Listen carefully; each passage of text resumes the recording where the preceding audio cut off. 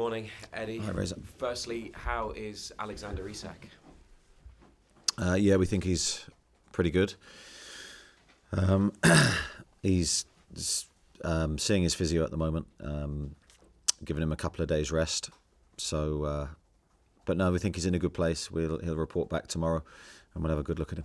So it doesn't appear to be a serious injury or a big concern, certainly from the initial assessments. No, not from the initial assessments. Fingers crossed he's going to be okay.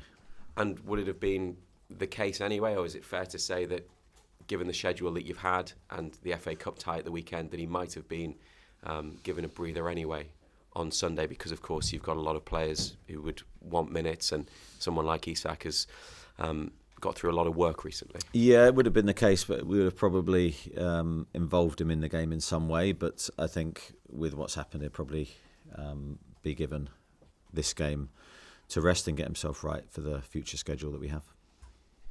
Over the last couple of weeks, you've answered a lot of questions about the situation with Martin Dúbravka, who was quite emotional at the end of the match on Tuesday.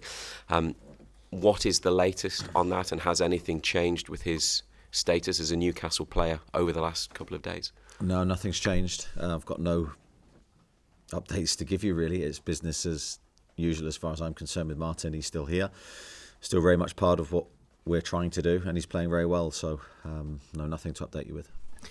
Do you think he wants to stay with you at least until the summer? Yeah, I think Martin's been in a difficult situation, like any player that is coming out of contract in the summer. I think it's always, with every player that I've ever worked with, there's always that feeling of doubt. He will naturally sort of want some conclusion to his future, whether that's a new contract with us or whether, whatever the outcome. But he certainly played very well, and I've been really pleased with him. I think he's more than played his part in our recent run of fixtures. Again, against Arsenal, I thought he was very, very good. So hopefully we can come to some sort of agreement with him.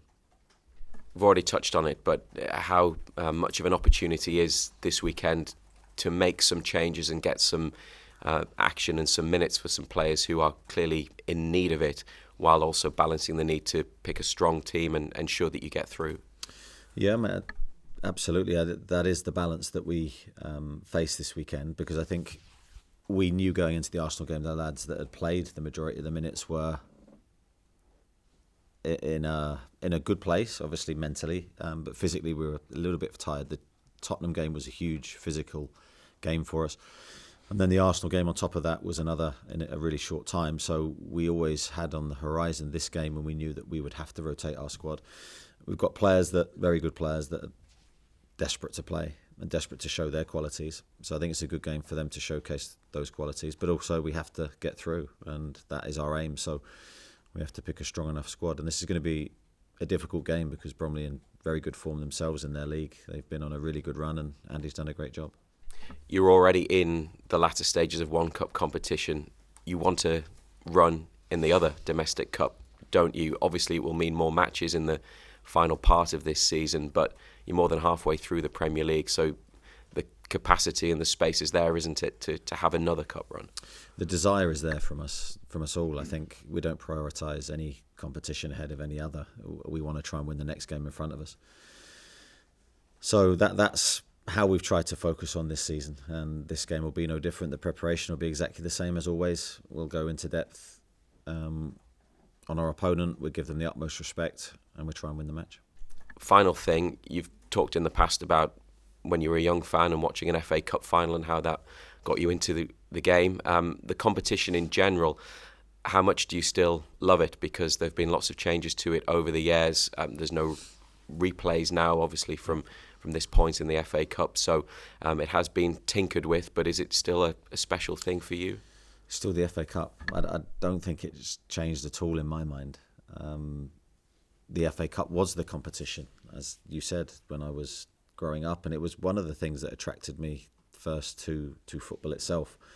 The knockout competition, the drama that it gave was one of the things that hooked me very early in my life. So that name, the FA Cup, it doesn't change. There's still a magic to it. And we're on the other side going into this game where Bromley will have all that hope and the magic of the cup, and we need to make sure that we're really professional and try and get the job done. Thank you. Keith? Eddie. Sorry to take you back to it, but in your first couple of months in charge, I wondered when it was coming. Straight in. But it's a reminder, isn't it, that that those kind of things can happen in a cup competition, and it's probably one of the games that you probably remember more than anything, I would imagine, because you hate to lose. Yeah, it was. I remember being really excited before the game to see Kieran Trippier. I think that was his first game, and really, because I knew what a game changer he would be for the team and for the whole club. So I was really excited to see him, and I had a really good feeling before the game. We needed to win. I thought the players were really focused. So it goes to show, a game like that where we were desperate, we would have done anything to win that game. But Cambridge came here, they were in good form themselves, very similar to Bromley really, in the respect that they were doing well in their league. And we just couldn't score. The goalkeeper had a great game that day, I remember, and the longer we didn't score, the more you feared that they would get one chance. They did, and yeah. But I think looking back now with different eyes, I look back totally, I see it totally differently. It was probably I don't want to say a good thing, but for what we needed to do in that season and stay in the league, it was a distraction probably that, in hindsight, looking back, it was probably a good thing we didn't have. We were able just to focus on our league form, and our league form turned round, and we ended up having a really good second half to the Premier League season. And you remember everything about the game. Andy Woodman coming back, who obviously spent a lot of time here as a goalkeeper coach. Have you come across him before in your career? Yeah, well, Lee was telling me that I scored against him once, yeah. I scored against him once, which I didn't remember. I'm sure Andy probably doesn't either, to be honest. But that was a career highlight for me. But no, of course, yeah, I've come across Andy and managed Freddie Woodman here. So a lot of respect for the family. Freddie was a great goalkeeper and a great character for me when I was in my early stages here. Handled himself brilliantly, and I know Andy, from speaking to a lot of the staff, was very, very liked here. He was a real bubbly character, great sense of humour, and a very good coach. So I think he's done a brilliant job, I have to say, at Bromley. He's done incredibly well to win the FA Trophy and to get promotion into League Two. Full credit to him for the job that he's done and continuing to do, because it's not easy to go into a new league and stabilise themselves like Bromley have. And I guess nice for you guys to have a home tie, because you've gone a long time to get one, and now you've had a few in a row, and given the week that you've had and what is taken out of the players, nice to have a home tie on Sunday where you can rotate a little bit. Yeah, absolutely. I think the 3 games that we had away were brilliant days for us, brilliant games, but tiring. So yeah, it's good to be back at home, and now we have a little run at home where we're always excited to play at St James's Park, and then these games, they're never easy, home or away. But I think it's just nice not to be travelling again from our perspective. Just on the Martin Dúbravka situation, does it complicate things slightly for him that he's in the team at the moment? He's obviously playing very well, and I know you're not going to want to get too far ahead of yourselves, but he's 90 minutes away from playing in a cup final, and for someone who's been at the club for 7 or 8 years, it's a big part of his heart. He would love to sort of potentially go down as a club legend. Is that complicating the situation, do you think, for him a little bit as well? I'm sure Martin's never said he wants to leave, and he's been a very, very good professional for us. He's come into the team. A compliment to him, because it's difficult for a goalkeeper when Nick was playing and Martin obviously wasn't, and he's waiting for his chance, and you have to stay ready, you have to stay focused. You never know when that chance is coming. It came, and he was able to come straight into the team and perform, and that's down to his training levels have always been very, very high. He's a wholehearted, whatever the weather, he's there. Yeah, and I know how much Newcastle means to him, and you can see that emotionally. He's very invested, and of course all those things will be playing a part into his decision making, into our decision making, and hopefully there's a successful outcome at the end. Just finally from me, Bruno Guimaraes and Fabian Schär were obviously both suspended the other night. Could the two of those come back into your thinking for Sunday to give them game time? Yeah, they could do. I've got to try and get the balance of the team right. It's not a simple team to select, so I've got to make sure we're competitive. I've got to make sure we tick a lot of boxes physically. I've got to make sure that, for example, set plays and everything height-wise, that we're well balanced. So yeah, I'm try and look at all the players individually and make the right calls. Thanks, Keith. Nisha? Morning, Eddie. You've spoken about the great job Andy Woodman's done at Bromley and the good run that they've been on. How is it preparing for... I mean, with the Premier League, you see those teams week in, week out. You know all the players. What's it like preparing for a lower league opposition for the FA Cup? It's pretty similar, to be honest. Yeah, you might not know so much about the individual players, but then you have to find out about the individual players very quickly. So a lot of work goes in to make sure that we are as well prepared as we would be for a Premier League game. Processes are exactly the same. There's no substitute for me sitting down and watching the team several times to get an idea of what we need to do against them. So that will never change. Those players that might be given an opportunity on Sunday, you said that they're desperate for minutes. Are you expecting a lot of them on Sunday? I always expect a lot of them. I know that they're all very good players. The challenge for us is if you're going to make more than, say, 3 or 4 changes, then they've got to gel together as a team, and that's always the big thing. But the way that we train and the way that we prepare, I don't see that being an issue. Then it's up to the players to perform in the way that we know they're capable of, and I think it's an opportunity for whoever does play that hasn't been getting regular minutes to show their own qualities, to show what they can add to the team that's already playing. I don't doubt the level of their games, but you always firstly have to match the level that the opposition brings, and we know that Bromley are going to bring a lot of heart and a lot of fighting spirit, and to win the game we're going to have to match that. And just finally for me, you've spoken a lot about Martin Dúbravka, but when you have a team that is doing so well, is there a sense of in this window you don't want anything to rock the boat on the pitch or off the pitch, because there's a lot that players will bring behind the scenes as well? Yeah, definitely. I think I said right at the start of the talk on January that we didn't really want to focus on any outgoings or anyone that we didn't want to leave or have to lose due to other reasons. It's not a month for me to destabilise anything. It's to try and keep the harmony of the group. The feeling in the group is really strong at the moment, as you can imagine. For us, it's about, we're in a busy spell of fixtures, trying to win as many games as we can continue that form, and see where we end up. Thanks, Nisha. Written guys will add a section in for Sundays as well, so please just bear that in mind with your questions, and we'll start with Damien. Hi, Eddie. Hi, Damien. Just looking back at the last 3 games, have you had a better 3-game run of results in your career, and does that represent a significant bridge cross that you've gone to places that you don't traditionally do well and you've got good results? I haven't gone back through the archives, to be honest. Damien, you don't tend to. I don't imagine I have.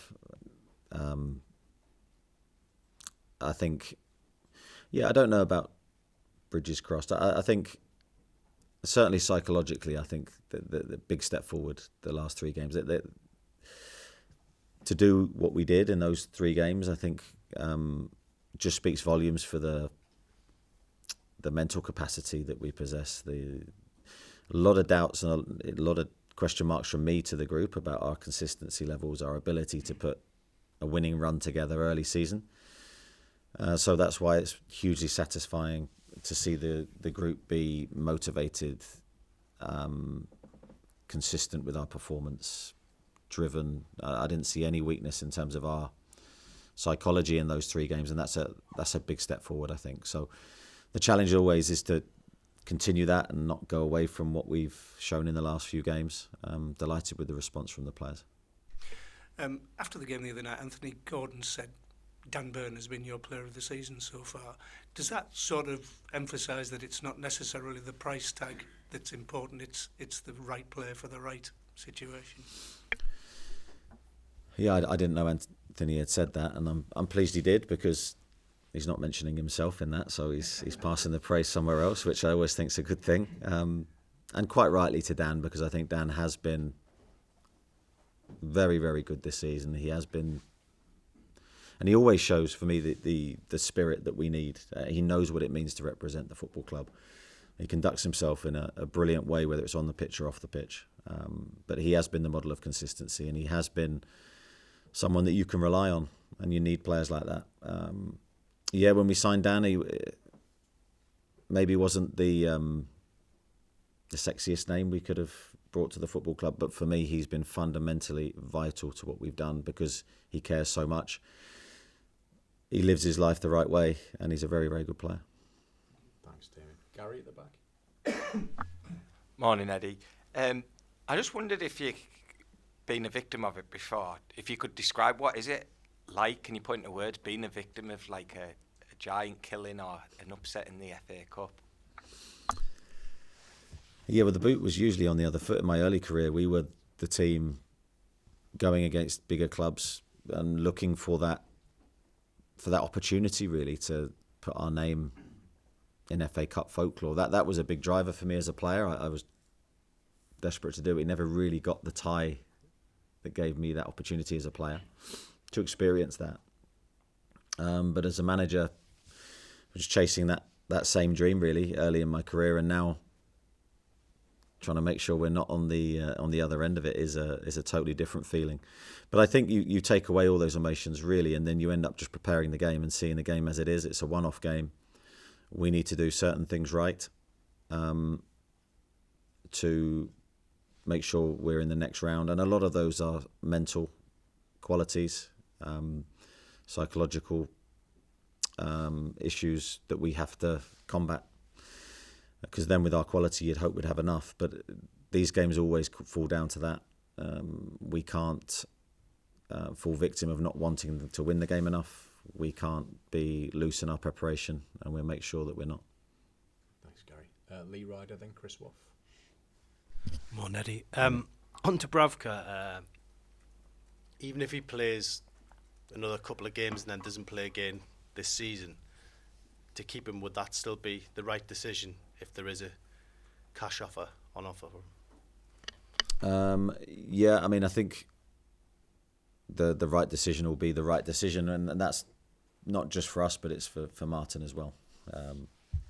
As I said the other day, there's always lots of different sides to a situation. It's never as clear as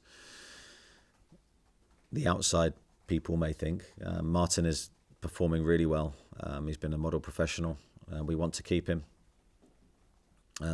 He's never said that he wants to leave, so hopefully we can find the right conclusion. And with Isak, obviously you paid a lot of money for him. I don't know what the exact fee was, but do you look at him now and think that was one of the best investments you've made as a manager? Yeah, I think it would be up there. I mean, I think the transfer fee is always a difficult one, because if you actually look at the fee alone, for me, again, especially with my background, I'd look at it and think, oh dear, I'm not sure you can commit to that, because it's such a lot of money. But then when you look at the quality of the player and you look at what he can do and what he can bring, and I wouldn't say no doubts, because you always have doubts with any signing, especially when the player's not in the league. As you sign him, there's always going to be some question marks that Alex would have to answer. But I had very few doubts about the quality of the player. I thought he was outstanding. I'd watched him a lot and loved everything about him. And it was a lovely feeling when he comes through the door and you're still in love with him after a few days of working with him. And, obviously, just looking at the run, 7 games, 7 wins. After that, the low at Brentford. What's easier in football, to get to that top level or to stay at that top level? Because that's what you've got. That's your challenge now, isn't it? To keep this going. That is the challenge, and that's why I said, for me, that the biggest compliment I can pay the players is how they've conducted themselves during the last three games. There was no drop off on focus. There was no drop off on energy levels. We kept going right to the end. I think we've been fortunate now that we've had a tiny little break in a very busy schedule to try and refresh the players, to try and make sure that they've got energy again and they're not overloaded with information and games, and sometimes that can lead a tail off in performance. But now we can't lose focus again. We have to get it back very quickly. We have a big spell of games coming up, and we don't want anything to derail that. Thanks, Lee. We'll go to Chris, Jordan, and then Aaron. Chris? Morning, Eddie. On Martin Dúbravka, you said to reach an agreement or the right conclusion. Has he been offered another contract? I'm not totally up to date with everything, Chris, so I don't want to tell you any lies, but talks are definitely ongoing. And you mentioned about outgoings that you don't necessarily want to lose anyone. Have you had any bids for any of your players beyond the Martin situation that's ongoing? I don't think so. But again, I don't want to tell you any lies. I don't think so. Jordan? Morning. Could we get an update on Callum Wilson, please? A month since the last one that you gave. Yeah, Callum, I think he's on the grass today. I don't think he's training with the first team yet, but he's on the grass. He's making good progress, actually. We've been very pleased. Difficult, again, such a difficult situation for him. It didn't feel quite right after the end of the game against Brentford. As we know, went for a scan.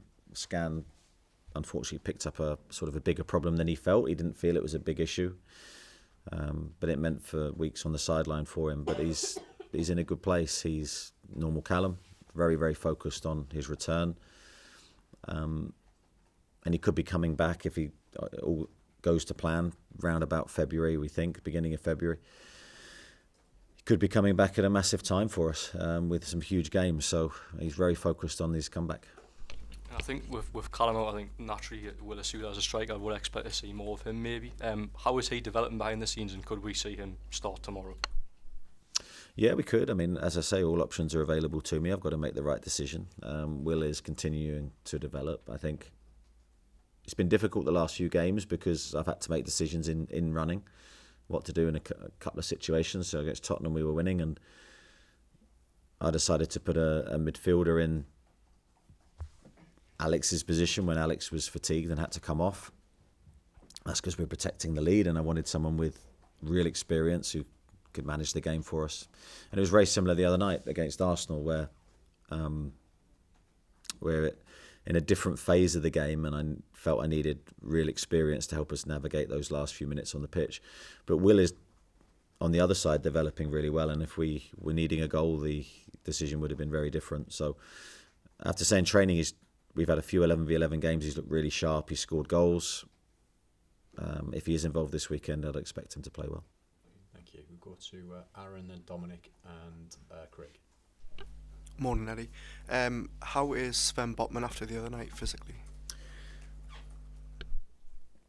Sven's doing well. Yeah, I think there was naturally just a build-up of fatigue. I mean, it was a big ask for him to play the 2 games that he did. With consultation with Sven and the medical team, he felt he was able to go again against Arsenal. A very quick turnaround, 2 high-level games. And how well did he do? I mean, I thought he was absolutely brilliant in both games. And when you consider he was feeling a bit fatigued in his groin, I think, in the second half, you wouldn't have known in his performance. He was determined, physical, excellent in near enough every respect. And especially when, again, you consider he's on an unnatural side of the pitch, you wouldn't have known. And that gives us real food for thought for the future, that he could play that role. So fingers crossed. Yeah, no ill effects. And just on... Sorry, one more. Yeah, just on Vlachodimos, obviously Dúbravka's been in the headlines, he's been in the team, but we haven't really seen much of Odysseas. How has he been behind the scenes, and what is he offering your team at the moment? He's been excellent behind the scenes. He's a really lovely lad, really nice person. He's got a really nice way about him, very smiley, happy. But you can see he's driven, and he's a vastly experienced goalkeeper. So I think he's added a lot to the training group. He's been actively involved in all training that we've done, and he's become a really well-liked member of the team, well-liked member of the goalkeeping team, but also the first team. So he's been excellent, I think, with his conduct around the building. Thanks, Aaron. Sunday's done. Yeah, Craig and then Martin. Craig. All right. Okay. Hi. On Martin Dúbravka, you said you want your player to stay. The situation you're asking them to stay and be part of, it's not as if you're asking them to stay and be part of a relegation fight. You know, what you've got going on here at the moment is pretty special. Does that make your side of those talks and that, you know, the discussions you mentioned, does that make that easier? Yeah, I think it will, of course. I think the team's in a good moment. Martin's in a good moment. He will know that he's been an important part of that. So yeah, I don't think there's been any part of this that's been negative. There's been no. I think the main focus really is on Martin's future. I think that's the area that we as a football club need to clear up, with just 6 months left on his length of his contract, and I think that will be the important thing for Martin. And if you can't persuade him, will you dispatch Byrne and Botman? They seem like a pretty persuasive pair. We'll do whatever it takes, Craig. Hi Eddie, on a similar thing, how far away is Nick at the minute? Yeah, he's not far away. He's doing well. He hasn't trained with the group yet, but that's mainly because we haven't had a huge amount of training days because of the amount of games that we've played. He's done goalkeeping training one-on-one with the coaches. He's done diving, kicking. He's done a lot, but I just think there's a bit longer needed before his knee's fully strong enough to play. So we're not looking too far away. I think probably after this intense run of games.